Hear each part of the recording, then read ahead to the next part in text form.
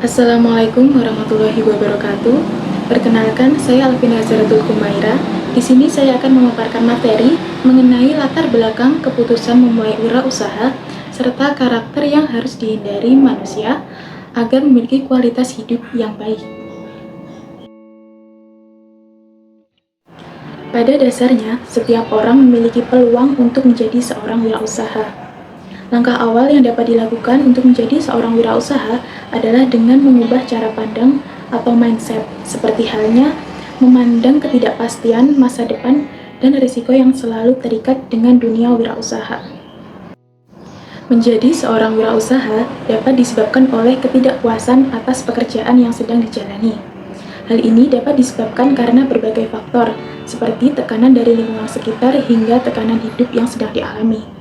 Untuk memulai usaha seseorang dapat dipengaruhi oleh minat dan possibility atau kemungkinan. Minat dapat muncul karena budaya, subkultur, keluarga, dan lingkungan sekitar. Saat ini manusia semakin sering dihadapkan dengan berbagai permasalahan secara mental yang berakibat pada pola kehidupan yang dijalani.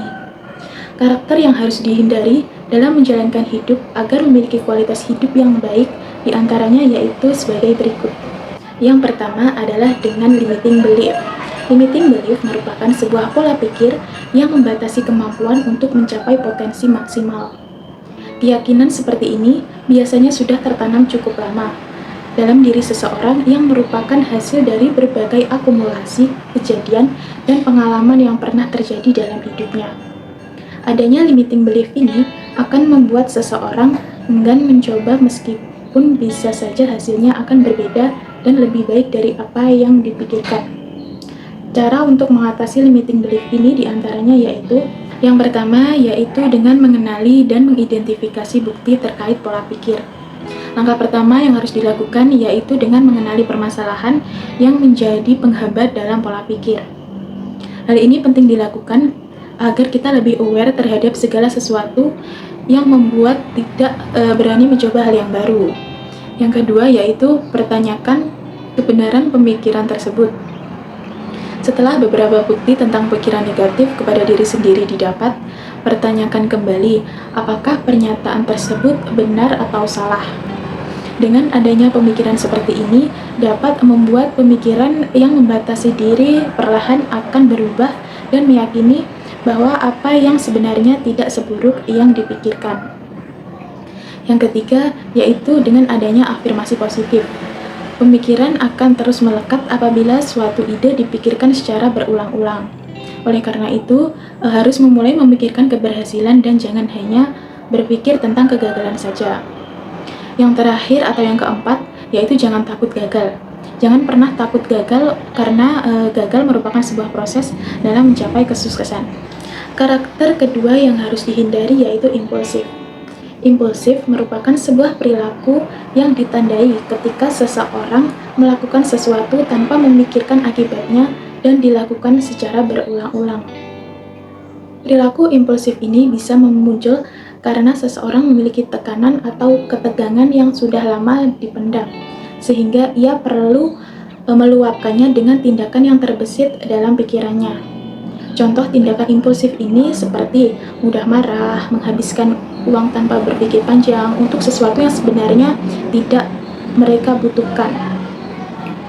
Sikap seperti ini tentu harus segera ditinggalkan karena akan membawa dampak yang buruk bagi diri seseorang yang tentu akan berpengaruh pada hidupnya. Karakter terakhir yang harus dihindari yaitu victim mentality atau playing victim. Victim mentality merupakan sebuah kondisi di mana seseorang memiliki kecenderungan menyalahkan orang lain apabila segala sesuatu yang terjadi tidak sesuai dengan harapannya. Seorang playing victim akan memposisikan dirinya selalu menjadi korban. Penyebab dari victim mentality ini sangat beragam, seperti trauma masa lalu hingga mengalami kejadian negatif terus-menerus.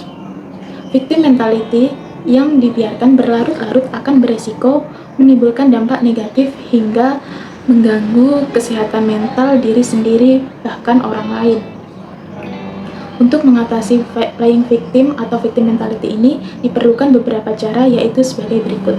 Yang pertama adalah dengan belajar untuk bertanggung jawab. Untuk membangun rasa tanggung jawab harus dilakukan dengan menentukan tujuan hidup yang realistis dan belajar mengerjakan sesuatu dengan konsisten. Yang kedua, yaitu dengan mencintai diri sendiri atau lebih dikenal dengan self-love.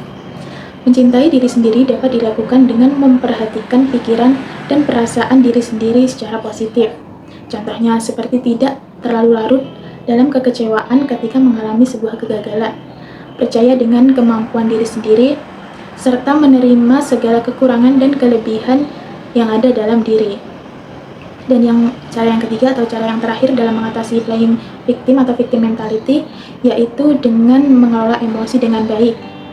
Walaupun dihadapkan dengan situasi yang buruk, belajarlah mengendalikan perasaan dan tidak menyalahkan keadaan orang maupun diri sendiri. Jika dikaitkan dengan konsep kewirausahaan, sebagai seorang wirausaha tentu harus menghindari karakter-karakter tersebut, karena akan menimbulkan dampak yang buruk bagi diri sendiri maupun usaha yang sedang dijalani. Sebagai seorang wirausahawan, diperlukan sikap empati yang tinggi untuk mengetahui perasaan, perspektif, dan keprihatinan orang lain.